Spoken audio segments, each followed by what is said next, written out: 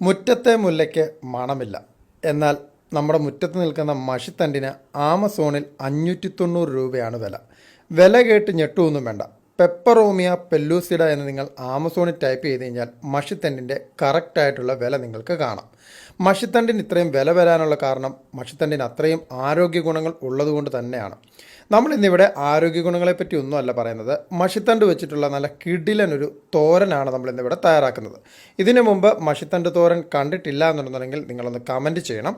അപ്പോൾ ഞാനിപ്പോൾ ഇവിടെ മഷിത്തണ്ട് കുറച്ച് എടുത്തിട്ടുണ്ട്. അതും ഇളം തണ്ടാണ് ഞാൻ എടുത്തിട്ടുള്ളത്. അതിലേക്ക് കുറച്ച് വെള്ളം ആദ്യം ഒഴിച്ചു കൊടുക്കുന്നുണ്ട്.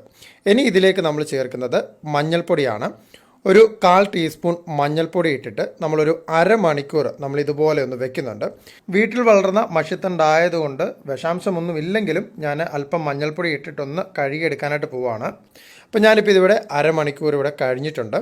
ഇനി നമുക്കിതൊരു 3-4 പ്രാവശ്യം നല്ല വെള്ളത്തിൽ നല്ലതുപോലെ കഴുകിയെടുക്കണം.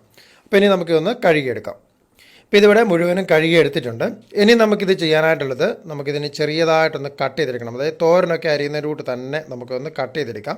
ഇപ്പോൾ ഇത് കുറച്ച് കൂടുതൽ മഷിത്തണ്ട് നമ്മൾ എടുക്കേണ്ടതായിട്ടുണ്ട്. കാരണം വെച്ചാൽ നമ്മളിത് വേവിച്ച് വരുന്നതായിട്ടുള്ള സമയത്ത് ഈ മഷിത്തണ്ടിലെ വെള്ളമൊക്കെ പറ്റി ഇത് ചുരുങ്ങി വരും.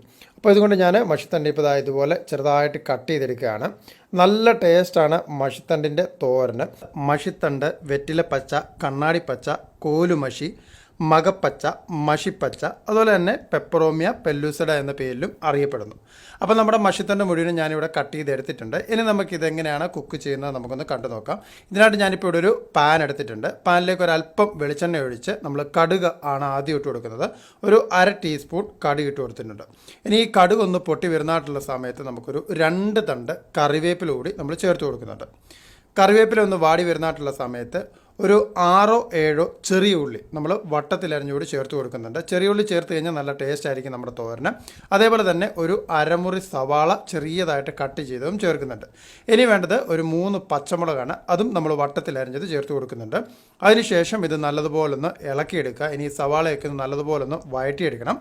സവാളയൊന്ന് പകുതി വഴറ്റി വരുന്നതായിട്ടുള്ള സമയത്ത് നമ്മൾ അരിഞ്ഞു വെച്ചിട്ടുള്ള മഷിത്തണ്ട് ചേർത്ത് കൊടുക്കാവുന്നതാണ്.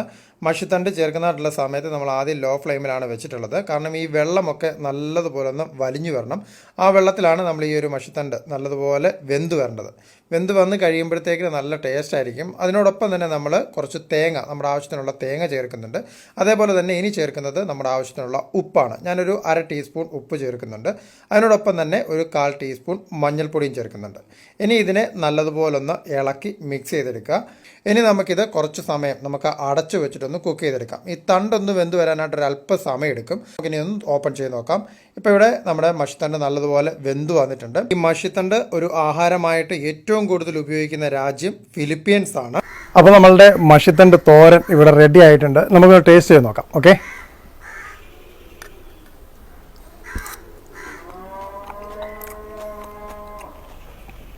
നല്ല ടേസ്റ്റ് ഉണ്ടല്ലോ, അടിപൊളിയാണ്. നമ്മളിത് കഴിക്കുമ്പം കമ്പയർ ചെയ്യാൻ പറ്റുന്ന നമുക്ക് കൂണിനോട് നമുക്ക് കമ്പയർ ചെയ്യാം. കാരണം ഇതിൻ്റെ ആ ഒരു തണ്ട് കഴിക്കുന്നതായിട്ടുള്ള സമയത്ത് കറക്റ്റ് ആ ഒരു ഫീലാണ് നമുക്ക് കിട്ടുന്നത്. അതുപോലെ തന്നെ നമ്മൾ ഈ മഷിത്തണ്ട് എടുക്കുന്നതായിട്ടുള്ള സമയത്ത് നമ്മൾ ഇളം തണ്ട് എടുക്കാനായിട്ട് ശ്രമിക്കുക. ഒത്തിരി മൂത്ത തണ്ട് എടുത്തു കഴിഞ്ഞാൽ നമുക്ക് ആ ഒരു കറക്റ്റ് ടേസ്റ്റ് കിട്ടത്തില്ല. ഒരു ഇളം തണ്ട് എടുത്തു കഴിഞ്ഞാൽ നമുക്ക് നല്ല ടേസ്റ്റിൽ നമുക്ക് ഇതുപോലെ തന്നെ തയ്യാറാക്കാനായിട്ട് വരും. അടിപൊളിയായിട്ടോ. നമുക്ക് ഈ നല്ല ചൂടായിട്ടാണ് നമുക്ക് ചുമ്മാ ഇതിങ്ങനെ കോരി തിന്നാനും അടിപൊളിയാണ്. നല്ല അടിപൊളി ടേസ്റ്റ് ആയിട്ടുണ്ടാവും. നിങ്ങൾ ഒരു പ്രാവശ്യമെങ്കിലും നിങ്ങൾ ഇതുപോലെ ഒന്ന് തയ്യാറാക്കി നോക്കണം.